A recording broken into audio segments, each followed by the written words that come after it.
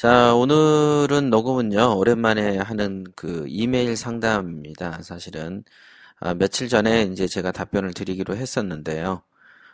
또 요즘엔 돈도 안 되는 일로 이렇게 이리저리 좀 바쁘고 있습니다. 물론 돈 되는 일도 좀 있습니다만은 저를 그냥 성가시게 하는 일들도 가끔 많이 생기는군요, 요즘에는요. 다 좋게 이제 성장을 하기 위해서 걸거치는 것들이 덜어지는 과정이라고 저는 생각을 하고 있습니다. 자, 오늘은 그 이메일 그 소개를 해드릴 건데요. 한번 읽어보면서 설명을 해드릴게요. 자, 협회장님 안녕하세요. 매번 신실한 답변 깊이 감사드립니다.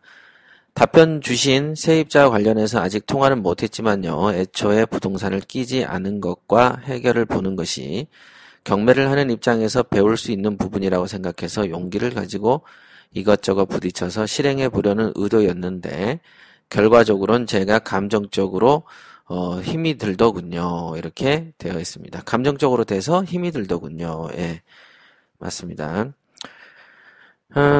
일단은 더 감사 답장 드리며 최근 이슈 관련해서 짧게 여쭤봐도 될까요? 협회장님 강의나 책을 읽어보면 경매에서 횟수를 늘려야 된다는 점, 즉 돈이 되는 시장을 반복적으로 되풀이하면 부자가 된다는 것의 중요성을 말씀해 주셨습니다. 맞습니다. 경매라는 것은요, 한 건, 두 건에서 부자가 되지 않아요. 그죠? 어찌됐든 많이 해야 됩니다. 물건을 최종적으로 또는 연예인들처럼 몇십억, 한 100억 가까이 들여가지고 마지막에 뭐 건물을 한 채 산다든가. 그러죠? 연예인들이 보면 그런 식으로 건물을 보유하고 있지 않습니까? 한 채씩 딱 가지고 있죠. 그러나 돈이 적은 입장에서는 그런 그 건물은 최종적인 어떤 모습들이지 우리가 이렇게 처음부터 한 개, 두 개를 사서 부자가 되지는 않습니다. 우리가 그 경매를 하는 이유는요, 경매 물건을 늘리기 위해서 하는 것이 아니고, 부자가 되기 위해서 하는 것인데요. 부자가 되는 방법 중에 제일 쉬운 게 부동산의 보유 물량의 개수를 늘리는 것이다. 이거죠. 그래서 결국은 늘려야 되고, 횟수도 늘려야 된다는 점으로, 이렇게 귀결이 된 것이죠. 그러니까 이거는 경매에서 횟수를 늘리지 않으면요, 절대로 부자가 되지 않습니다. 경매 집수가 많은 것도 좋죠. 그러나 이제 어디 책에 쓴 것처럼 뭐 몇십 채가 있네, 어쩌네, 이런 걸로 부자가 되지도 않습니다. 이게 보면은 또 어떤 거는 국지관계 좀 필요하고, 이렇게 되죠. 어떤 경우는 물량 폭탄이라는 어떤 개념이 좋을 때도 있고, 어떤 경우에는 물량보다 질이다 이런 말을 할 때도 있습니다. 이제 그거야 뭐 워낙에 어떤 주관적인 영역도 있고 그때그때 상황과 처지에 따라서 달라지기 때문에 이렇게 뭐가 정답이다라고 말씀드릴 수 없죠. 자, 그 다음에 즉 돈이 되는 시장을 반복적으로 하면 부자가 된다. 요거는 굉장히 기초적이고 원칙적인 공식 중에 하나죠. 맞습니다. 비유하신 것처럼 경부고속도로에 진입하면 결국 느리거나 빠르거나 부산에 도착한다는 즉 부의 길에 들어서는 것을 말씀하신 것인데 정말 크게 공감하면서 어서 빨리 저도 이와 같이 부자가 되는 고속도로에 들어서고 싶다는 생각뿐입니다. 예, 맞습니다. 이 고속도로에 들어서지 않잖아요. 그럼 결국에는요, 안 돼요. 제가 이제 경부고속도로와 같다라고 말씀을 드렸던 이유는 경매라는 것은 이렇게 우리가 서초 IC든 또 양재 IC, 그 다음에 여러분들이 사는 지역에 각각의 톨게이트를 통해서 고속도로로 진입을 하기 위해서는요, 여러분들이 지금 살고 계시거나 출발하는 지역에서는 시내를 통과해야만 고속도로에 진입하죠. 그런 게 되게 상징적인 의미인데요. 그렇게 고속도로에 우선 진입만 하면 속도를 내기가 좋죠. 그 다음에 어떤 목적, 즉 부산을 간다, 서울을 간다, 어디를 간다 할 때 가장 빠른 길은 역시 고속도로로 진입하는 길이죠. 물론 고속도로에는 톨게이트를 지날 때마다 톨비를 받죠. 그렇죠? 여러분들이 부자가 되는 길에서는 적당한 비용 지출이 필수적인 것이죠.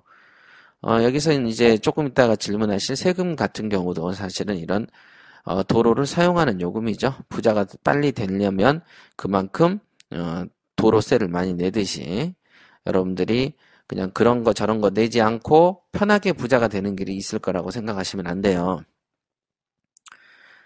자, 최근 정부가 소득 있는 곳에 세금이 있다라는 기조 아래 발표한 임대차 시장의 선진화 방안, 임대소득 과세 방안과 관련하여 선생님의 생각을 묻습니다. 3주택자 이상의 보유자와 2주택자 중에서 주택의 임대소득이 2천만 원 이상인 사람들에게 관세를 물린다고 하는데 이것은 경매 개수를 늘려가는 것과 반하는 정책이라고 생각이 드는데요.